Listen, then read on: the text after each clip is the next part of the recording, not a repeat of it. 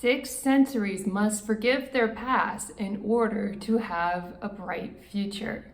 I've talked about so many strategies that left brain people have in order to get what they want out of their relationships with six sensories. But what I haven't talked about is, what do you do if you've watched a channel like this and you've realized that somebody has manipulated you in your past, somebody has taken advantage of you or tricked you into sleeping with them too soon, and you feel angry about it. You're realizing many people in your past that you thought cared about you really didn't, and you're questioning everything that has happened, and you're wondering, how can I forgive all of this bad behavior when it appears like people don't care about the integrity of relationships to the extent that I do as a sixth sensory?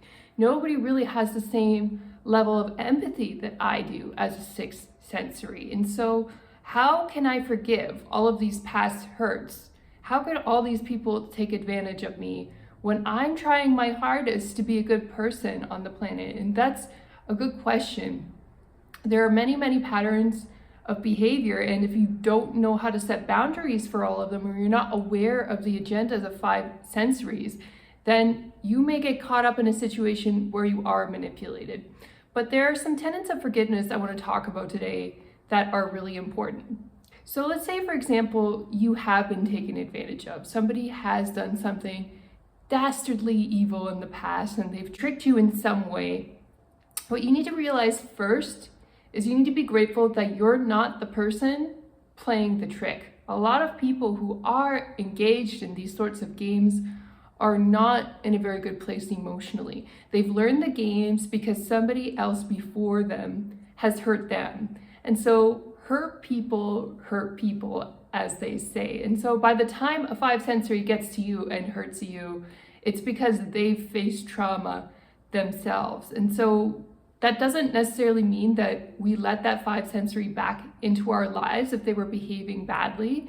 Forgiveness does not necessarily mean forgetting it happened and trusting again. In fact, I don't advise you subscribe to that kind of forgiveness unless you're completely dependent on the person you're forgiving. And even if that's true, you need to get out of that dependency.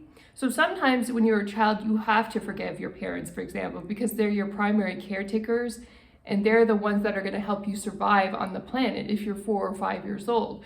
And people might have the same kind of relationship today with their boss, but you have to realize that you're an adult. You do not have to be dependent on a boss. You do not have to be dependent on a partner for that matter either. And it's completely your choice to go and get some kind of income. It is your choice to figure out your bills or consolidate them. And there are many, many options that society provides financially to help you get out of a mess if you happen to be in a financial mess. But it's not an excuse for dependency. It's not an excuse to stay in a relationship that's unhealthy for you. And most importantly, you need to select people before you get into these kinds of relationships. You need to be the one selecting your employer, selecting your partner. You can't just jump into anything because they're the first person that hired you and you desperately need money.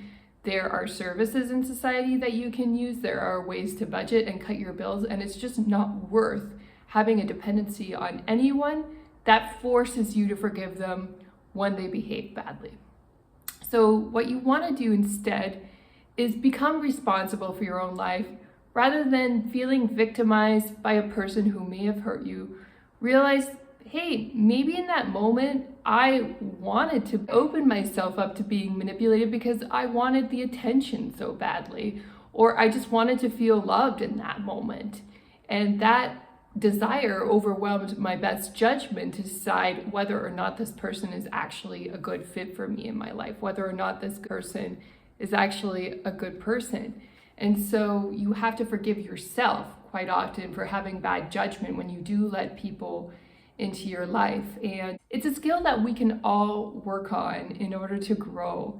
We don't have to be helpless victims in our relationship struggles. There are ways of dealing with people who are trying manipulative tactics, and there are ways of forgiving the past.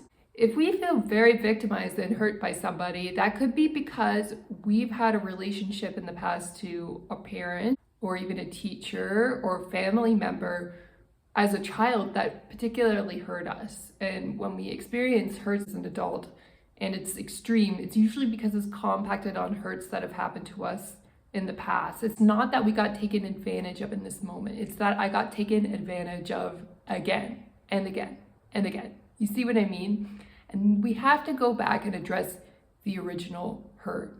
What was that about? Were we a child? Were we dependent on our parents and needed to please them even when they weren't being good parents? That's a scary realization to have as a child, and so we automatically block out any bad behavior our parents have and just assume it's our fault. But when we jump to that conclusion, we open ourselves up to negative and traumatic relationships as an adult because we're always assuming everything is our fault. You don't want to engage in self-blame, but you do want to take responsibility for this situation. And what does that look like? Think about the state of mind you were in when you were making a mistake. Why were you engaging with that person who treated you so badly? What was your emotional state? Did you have a fantasy about them? Were you hoping they'd meet some kind of need? Was there a bad behavior that you just overlooked because you were too scared or uncomfortable to talk about it and it was too awkward? Think about those emotional stakes in those pivotal moments. Usually relationships turn abusive on a dime in a very split second when we make a small decision not to look at a bad behavior or to indulge that the fantasy is going to come true when we see evidence to the contrary. By the time we've consulted an intuitive or a coach to solve our relationship problems, we're not usually bringing them in at the first pass. It's because bad behavior upon bad behavior has been compounding and it's turned into a drama.